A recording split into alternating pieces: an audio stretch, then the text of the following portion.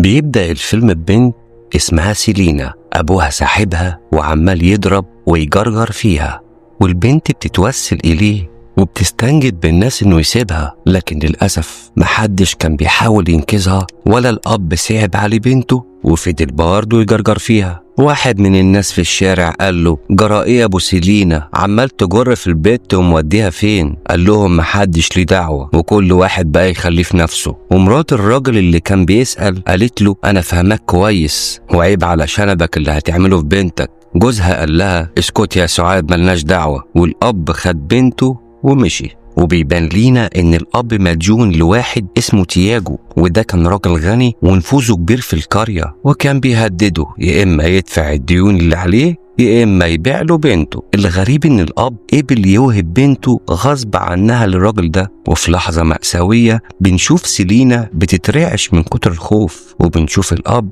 وهو بيسلم بنته لتياجو علشان تبقى عبدة لإنسان ما عندهوش قلب ولا ضمير. والعجيب إن الأب اللي ما عندهوش نخوة كان بيتفرج على المنظر ولا كأن بنته تخصه. وتياجو مسك البنت ماسكة وحشة وقال لها: من النهاردة انت هتبقي خدامة عندي، وما اسمعش منك غير كلمتين حاضر ونعم. وكان تحت البيت شاب كفيف اسمه دومينج، وكان سامع كل الكلام وعارف القصة دي لأنها مش أول مرة بتحصل، لكن بسبب عجزه ما كانش قادر يعمل أي شيء. والأب مش بس سدد كل ديونه، ده كمان خد فلوسه وهو ماشي. وبعد ما خرج الأب لقيت سيلينا نفسها في دنيا جديدة قدام شخص ما بيرحمش، وأول أمر قال لها تقلع كل هدومها وتاخد شاور قدام منه، في وسط بكا وصراخ سيلينا اللي كانت مصدومة من اللي عملوا فيها أهلها. وفي وقت ما سيلينا كانت بتاخد الشاور كان فيلمينج الضرير تحت منها بيستحمى بباقي المية اللي بتنزل منها. ايه ده، هم عندهم أزمة في المية زينا ولا ايه؟ جايز. والأب خد الفلوس وراح يحتفل بيها هو واصحابه. صحيح ان دالة ليها ناسها. في اللحظة دي سيلينا كانت بتترعش وبتعيط، وصاحبنا بقى بيستمتع لما بيشوفها بتتألم، وفضل يعذب فيها ويضرب فيها، ومحدش يقدر يقرب من بيت الراجل ده لأنه كان مداين نص البلد. وبعد ما ذبح القطة سيلينا لبست هدومها وهربت من البيت.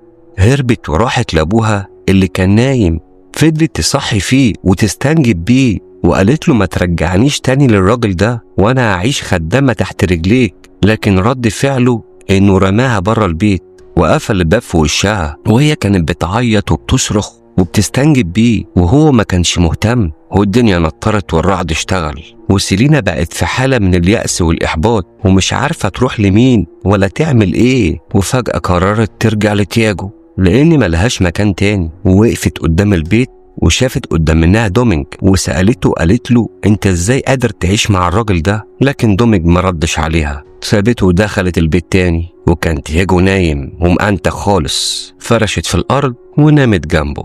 وتاني يوم الصبح تياجو مسك دومينج الضرير وقعد يضرب فيه برجليه وبالعصاية. وسيلينا شافت المنظر ده وما بقتش عارفة تعمل ايه. وبعد كده حضرت لهم الغدا، وتياجو قال لسيلينا: اوعي تكوني فاكراني مش عارف انك سبت البيت امبارح بالليل.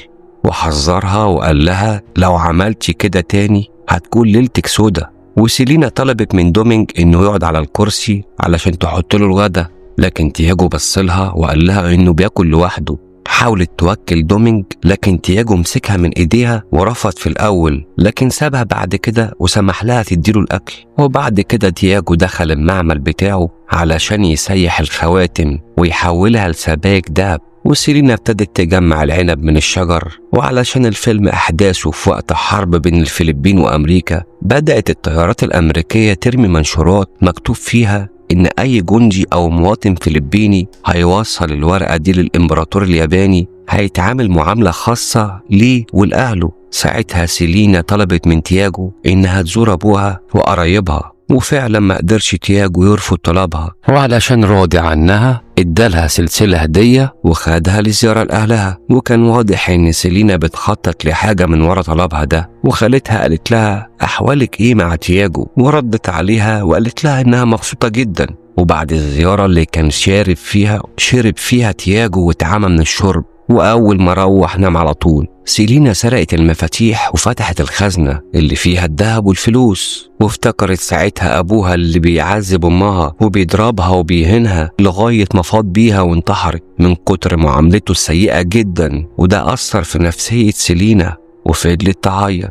ونزلت بعد كده لدومينج تتكلم معاه، إلا إن كلامه كان قليل جدا، وسألته عن السبب اللي خلاه ضرير وخلاه فقد بصره. وبدأ يحكي دومينج لسيرينا إن طول عمره من صغره كان طيب جدا، وأصحابه كانوا بيستقلوا بيه ويستضعفوه، وده أثر في سيرينا جدا. وبدأ يكمل إن تياجو هو السبب في اللي حصل له، وكان السبب إنه فقد بصره لأنه كان رافض أسلوب تياجو وأذيته للناس. فقرر ساعتها تياجو إنه يتسبب في عماه وكمان يشغله خدام عنده. ساعتها سيلينا صعب عليها وأخدته في حضنها وطيبت بخاطره وشربته العسل وادت له حاجة تخلي اللي ما بيشوفش يرجع يفتح تاني. وراح تياجو سهر مع أصحابه ويعمر دماغه. ولما رجع شاف سيلينا مع دومينج في وضع مش لطيف، زقها ومسك العصاية وجري على دومينج يضرب فيه، لكن سيلينا دفعت عن حبيبها وقتلت تياجو. وقعد يبص لها تياجو وكان مستغرب، وعشان تتأكد من موته ضربته بالسكينة تاني ولمت الفلوس والذهب وولعوا في البيت وخدوا بعضهم ومشوا. وسيلينا لبست دومينج السلسلة اللي تياجو اداها لها، وقالت له إن اللي عملته ده كان غصب عنها لأنها كانت خايفة إن تياجو يقتله. قال لها دومينج إنه بيحبها وطلب منها تفضل معاه وما تتخلاش عنه، لكن سيلينا بدأت تلم الذهب والفلوس وسابت دومينج لوحده ومشيت وتخلت عنه. ويا ريت تقولي رأيك في التعليقات، ايه رأيك في موقف سيلينا؟ ويا ريت اعجابك الجميل، وبتمنى تدعموني وتشتركوا في القناة علشان يوصلكم كل جديد، واشوفكم بخير في الفيلم الجاي.